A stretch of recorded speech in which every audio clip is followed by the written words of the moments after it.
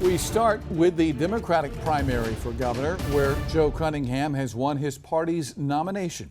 News 19's Rachel Ripp has been live in Charleston all evening at Cunningham's watch party. She joins us now live with the very latest on the celebration that's likely continuing. Rachel. Good evening, JR and Darcy. Joe Cunningham is officially the Democratic primary winner for the South Carolina gubernatorial race. Now, energy in here, I have to say, is absolutely electric, and it's built over the last hour or so since he took the stage to announce his victory. There's been dancing, there's been singing, lots of music, as you can hear behind me, and people here in Charleston are very excited to see this win. Now, Cunningham thanked his voters for coming out to the polls, for casting their votes as he took the stage earlier this evening.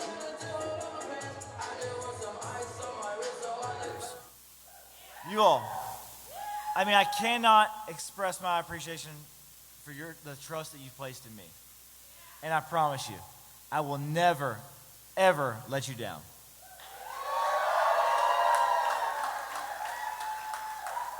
So, it is with great humility and honor that I accept your nomination for governor of the great state of South Carolina.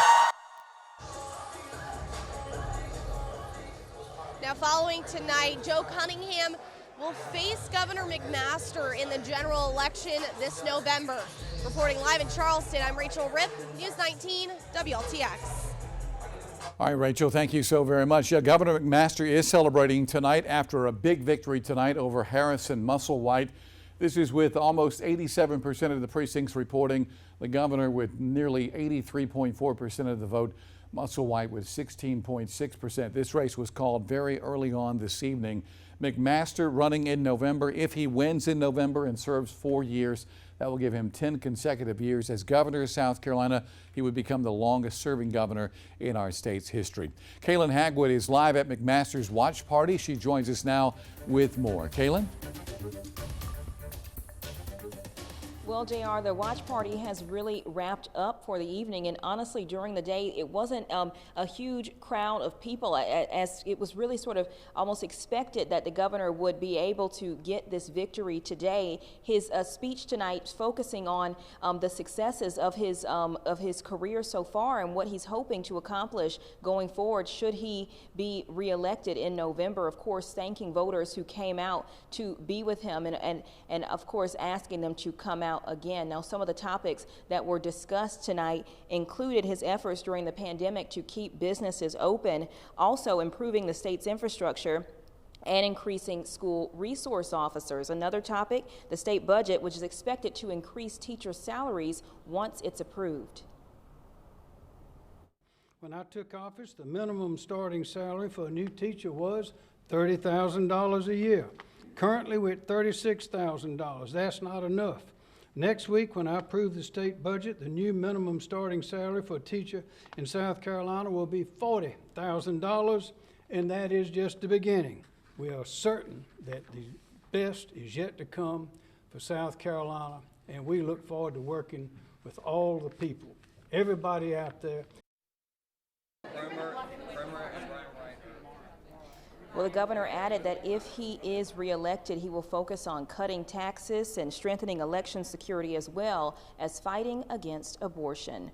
Reporting here in West Columbia, Kaylin Hagwood, News 19 WLTX. All right, Kaylin, we appreciate it. Thank you so much. So let's talk about the Democratic side of the ticket. We've already told you all, and it's already been announced that Joe Cunningham is now the Democratic candidate for South Carolina on that ticket for governor. Let's look closer, though, at how Mia McLeod handled this race today. And we're going to look specifically at the counties in the Midlands. Now, as we click on each of our 11 Midlands counties, you'll see how McLeod fared. Joe Cunningham doing very well across the Midlands in the upstate and along the low country. But we'll click through these Midlands counties. In Newberry County, with 100% of the precincts reporting Joe Cunningham coming out with 46% of the vote. As we move over to Lexington County, you can see 65% there, and Richland County 57% there. We'll move down to Orangeburg County, where Joe Cunningham received 61% of the vote. Checking out Calhoun County, 59% to McLeod's 26%. Over in Sumter County, 55% to McLeod's 29%. Again, other candidates in this race, these were the two candidates who had the most name recognition, but candidates like Carlton Boyd, Calvin McMillan, and William Williams also doing well for what can be expected for them to be so early in politics, or for their names to be early on the list of candidates in politics. So with that being said, we heard from McLeod earlier this evening, not necessarily a concession speech, but saying that there's still a lot of work left to do in South Carolina. Our Peyton Lewis is at McLeod's watch party, and she joins us now with the very latest. Peyton.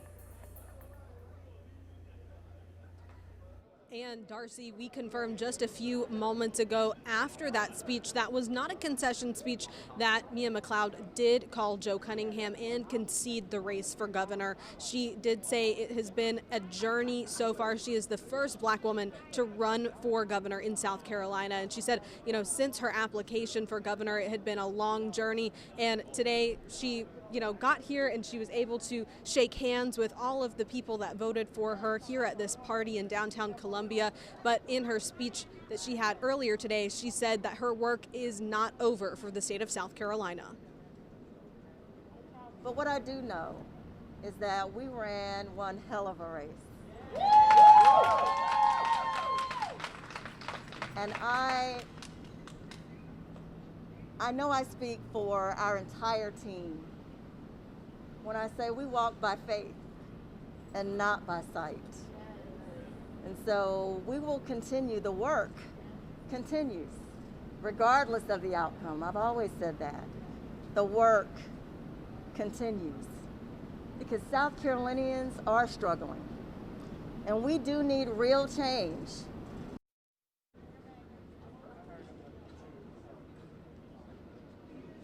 And we talked about it earlier, but McLeod has been a senator in the state since 2017. And she says, although the work isn't done, she will return to session with her and her other senators tomorrow.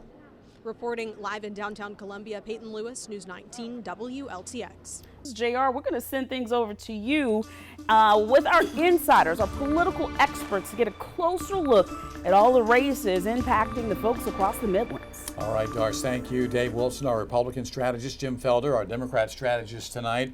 I know early in the evening, Jim, we thought that the Democratic race might be headed to a runoff between Cunningham and McLeod, but that's not the case. Cunningham victorious. And you believe that a little social media spat she got into with Todd Rutherford last week perhaps played a role in this. Explain that. It did play a role in it. After that spat, it was all downhill for her. I started getting telephone calls from people who saying, what is this all about? Why is she attacking him, or is he attacking her? They're serving the legislature together. They're both from Richland County. What's this all about? And from that point on, it just seems like she began to slide. And the fact that she didn't have the kind of money to advertise as Cunningham did, that certainly did not help her. Cunningham saying tonight this is basically young versus old, going after McMaster's age and his years in political office, Dave. It's a lot of experience also that he's going to be going up against, because Henry McMaster has served in several roles in South Carolina government. And when you start taking a look at voter turnout, you're almost a 2-to-1 split of Republicans versus Democrats showing up in these primaries. I mean, we took a look at the numbers a little while ago, and more than with 83% of the precincts reporting, we had 48,000 people who had voted thus far. The guesstimate is going to be somewhere around 550,000, maybe. Mm-hmm. That's a 17% turnout. That means 1 out of 6 voters in South Carolina turned out, but they turned out 2-to-1 for Henry McMaster and the Republican races over the Democratic races. And so I think Henry McMaster, in a state like South Carolina, there's going to have to be a lot of contentious fighting going on in that old versus young debate that Joe Cunningham's already shot the first firing shots to be able to do so. And Jim, voter turnout, why do you think it was so low? Well, several things. Number one, people not knowing who the candidates were. They just didn't see enough. I don't know if we had a lens wide enough for everybody to get to the candidates. And there was not a lot of activity. It was whoever got their little area. But I still think we need to do more about advising the public of how the process worked.